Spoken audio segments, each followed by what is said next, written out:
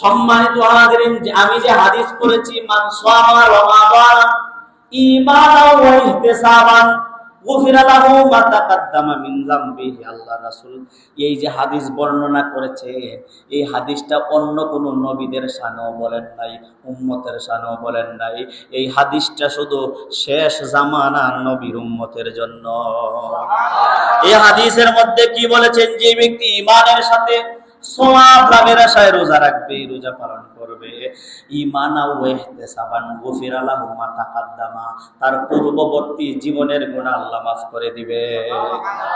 2 number, এখন যে হাদিস আমি বলবো, ওই হাদিসটা সহিহ মুসলিম শরীফের 1151 নাম্বার হাদিস। গুগলের মধ্যে হাদিস পাবেন, সহিহ মুসলিম শরীফের 1191 নাম্বার হাদিস লিখে সার্চ দিবেন, দেখবেন এই হাদিসটা এসেছে। আল্লাহ রাসূল সাল্লাল্লাহু আলাইহি সাল্লাম বলেন, রোজার প্রতিদান আল্লাহ নিজ হাতে দিবেন। আমি যে একটু আগে বললাম, আস-সাওমু লি ওয়া আনা আজিজি বিহি, আল্লাহ তাআলা বলেন রোজা আমার জন্য, আর আমি রোজাদারদের সেই রোজার প্রতিদান আমি আল্লাহ নিজের কুদরতে হাত দিয়া দিব। এই যে কথা বলছেন, এটা শুধু শেষ জামানার নবীদের জন্য, উম্মতের জন্য, অন্য কোন নবী উম্মতের জন্য না। তাহলে আমাদের মর্যাদা আছে না নাই? রোজাদারদের জন্য না, বেরোজগারের জন্য? তাহলে বোঝা গেল যারা রোজা রাখে তাদের জন্য এই হাদিসগুলা। 3 নাম্বার হাদিস, আল্লাহ রাসূল সাল্লাল্লাহু আলাইহি সাল্লাম যে হাদিস বর্ণনা করেছেন মাজমাউজ জাওয়ায়েদের 3919 নাম্বার হাদিস। আল্লাহ রাসূল বলেছেন, মান সামা রমাদানা, যে ব্যক্তি আল্লাহর সন্তুষ্টি লাভের আশায় রোজা রাখবে এবং তার শেষ আমল সেটাই হবে, অর্থাৎ সে প্রথম দিনও রেখেছে, এই রোজাটা জারি রাখতে রাখতে রাখতে রাখতে শেষ পর্যন্ত গিয়েছে। আল্লাহ রাসূল সাল্লাল্লাহু আলাইহি সাল্লাম বলেন, এই 30টা রোজার প্রতিদান হিসাবে আল্লাহ তাআলা তার কিয়ামতের ময়দানে জান্নাত দিয়ে দিবে। আরো জোরে বলেন। তাহলে রোজার প্রতিদান কি? রোজার প্রতিদান কি? আরো জোরে বলেন। রোজার প্রতিদান হলো 4 নাম্বার হলো কিয়ামতের দিন সেই রোজা সুপারিশ করবে। কিয়ামতের ময়দানে আমরা যে আমল করি, তাহাজ্জুদের নামাজ পড়া দোকানে গিয়ে আমাকে আজকে ঘুম হইছে না, কি তার লাগে সারা রাত তাহাজ্জুদ নামাজ পড়ছি, কি তোমাজি রে, তাহাজ্জুদ নামাজ পড়ছে বেড়া গিয়ে দোকানে বই আমাকে। কারণ তাহাজ্জুদ নামাজ হলো লুকানো ইবাদত, গোপন ইবাদত।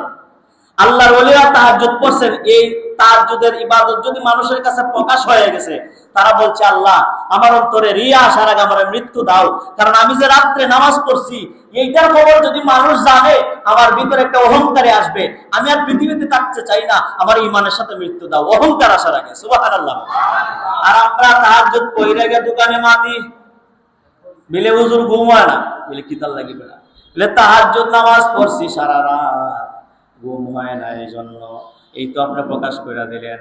মানুষ বলে বেটা তাহাজ্জুদ পড়ে, আর আপনার ভিতরে একটা আসলো যে আমি তাহাজ্জুদ পড়ি, এই যে পড়ি হয়েছে, এটাই গেছে, খাইছেন।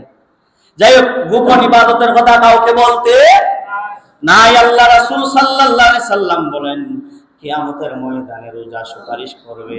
যেদিন আমরা মুসিবতের মধ্যে পড়ে যাব, ওই কঠিন মুহূর্তে রোজাটা সামনে চলে আসবে, আল্লাহরে বলবে, সে রোজা রেখেছে, সারা দিন পানাহার থেকে বিরত থেকেছে, সে খাবার খায় নাই, ইচ্ছা হয়েছে কিন্তু খাবার খায় নাই, ইফতারের সময় ইফতারিটারে সামনে নিয়ে মোনাজাত করেছে। আল্লাহ রাসূল বলেন, উম্মত, রোজাদারদের জন্য একটা উত্তম সময় হলো, রোজাদারদের জন্য 5 নাম্বার হলো, রোজাদারদের জন্য 2টা উত্তম সময়, রোজাদারদের খুশির সময়। সুবহানাল্লাহ। নাম্বার 1 হলো রোজাদার যখন সারাদিন সিয়াম পালন করে, ইফতারিকে সামনে নিয়ে 2টা হাত বাড়াইয়া যখন মোনাজাত করে, আল্লাহ রাসূল বলেন, ও উম্মত, সারাদিন মুখে খাবার না দেওয়ার কারণে, সারাদিন মুখে পানি না দেওয়ার কারণে তোমার মুখের ভিতরে একটা দুর্গন্ধ সৃষ্টি হয়েছে, হয় কি হয় নাই? মাগরিবের একটু আগে দেখবেন, আসরের পর দেখবেন মুখের মধ্যে একটা দুর্গন্ধ সৃষ্টি হয় খাবার না খাওয়ার কারণে। আল্লাহ রাসূল বলেন রোজাদারদের দুইটা খুশির সংবাদ, একটা হলো ইফতারি নিয়ে যখন বান্দায় যখন মুনাজাতে হাত তুলে আল্লাহ তাআলা বলেন দুনিয়ার ফেরেশতারা রে, বান্দায় কথা বলতেছে মুনাজাত করতেছে, লিখতে থাকো বান্দাকে বেশি কথা বলতে দাও, মুনাজাতের মধ্যে বেশি চাইতে দাও, আর যেটা চাইবো সেটা 70 গুণ বেশি লিখে লিখে সওয়াব লিখতে থাকো, ইবাদত বندگی লিখতে থাকো।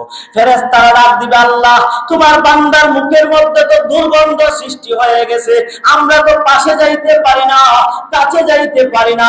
আল্লাহ তাআলা বলেন বান্দা ফেরেশতারা রে, তোমাদের কাছে যদি সেটা দুর্গন্ধ হয়, রোজাদারদের মুখের দুর্গন্ধ আমার কাছে মেশক আম্বরের চাইতে সুঘ্রাণ। আরো জোরে বলেন সুবহানাল্লাহ।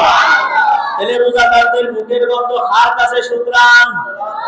মেশক আম্বরের চাইতে আরো সুঘ্রাণ। 2 নাম্বার হলো আল্লাহ বলেন কিয়ামতের ময়দানে রোজাদাররা যখন আমি আল্লাহরে দেখার ইচ্ছা করবে, আমি আল্লাহরে দেখার জন্য জল্পনা কল্পনা নিয়ে আসবে, নূরের পর্দাটা যখন উঠাইয়া দিবে, আমার রোজাদাররা যখন আমার কুদরতি চেহারা দেখবে, ওই সময় তার মুখের মধ্যে একটা হাসি আসবে, ওই হাসিটা তার জন্য সবচেয়ে খুশির সংবাদ। আরো জোরে বলেন সুবহানাল্লাহ। এই বিষয়গুলো হলো রোজাদারদের জন্য খুশির সংবাদ।